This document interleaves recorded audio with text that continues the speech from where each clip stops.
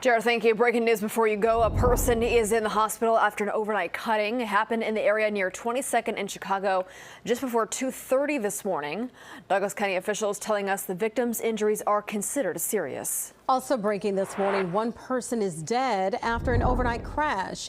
It happened in Council Bluffs, and police there say it happened just before 1 a.m. near the I-29 I-80 interchange. The driver was declared dead at the scene. That crash is still under investigation. And we have breaking new video here at the alert desk. Hundreds of vessels are still at a standstill in the Strait of Hormuz. This all despite the U.S. and Iran reaching an initial agreement to reopen the strait. Now, specific details about the deal are still unknown.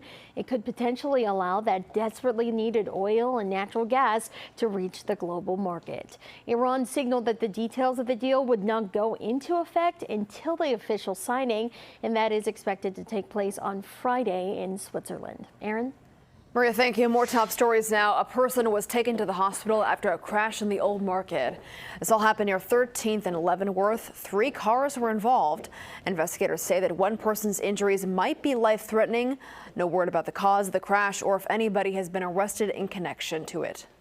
2 people been arrested in Elkhorn after a woman was found dead inside a home. Mason Clark is charged with second-degree murder, and Samantha Nyber is an accessory in the death of Jennifer Nyber. The NU Board of Regents will consider a possible 4.25% increase across all campuses this week. The university says the tuition increase will address the impacts of inflation-driven costs.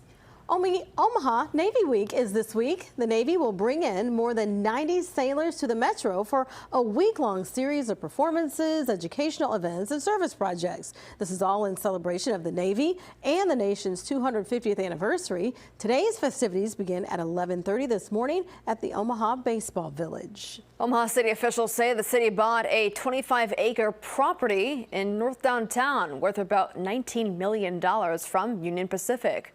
UP will retain access to 6 acres around its rails through an easement as part of the deal. It is an all SEC day at the College World Series today. Alabama faces Texas. That's an elimination game at 1. Georgia takes on Oklahoma in the winner's bracket. That is tonight at